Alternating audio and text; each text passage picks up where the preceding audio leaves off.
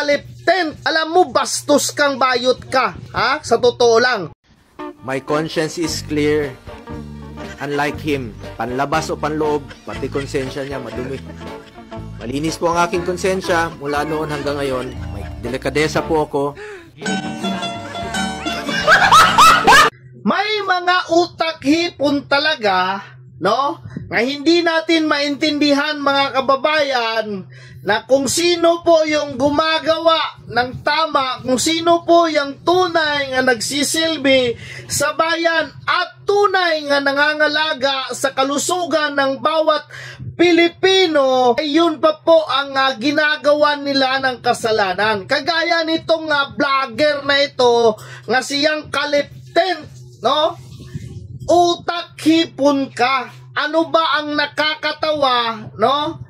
Sa sinasabi ni Senator Bongo, gumagawa ka pa ng video para maging katawa-tawa, ha? Alam mo, bastos kang bayot ka, ha? Sa totoo lang. At alam mo, ha, para sabihin ko sa iyo, no, hindi kayang higitan ng mga amo mo yung ginagawa ni Senator Bongo. Totoo naman, malinis talaga ang konsensya ni Senator Bongo. Ha? Tunay nga nagmamahal sa bayan. Kaya nga, kahit anong gawin nyo, kahit anong sira ang gawin nyo, wala kayong mapapala, no? Hindi tatalab yan sapagkat puro panira lamang ang ginagawa nyo, ha? At ito naman, si Senator Joel Villanueva, may takot sa Panginoon yan. Totoo naman talaga. Ang sabihin nyo lang, gusto nyo talagang siraan ang lahat ng mga kaalyado ng mga Duterte, no, dahil walang binatbat yung mga amo nyo pagdating sa eleksyon, ha?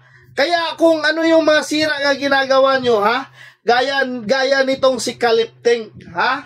Ano ang nakakatuwa? Kahit ikaw, ha? Sa sarili mo, alam mo kung gaano kabait at kung gaano kagaling si Senator Bongo pagdating sa kalusugan, pagtulong, pagmalasakit sa taong bayan, ha?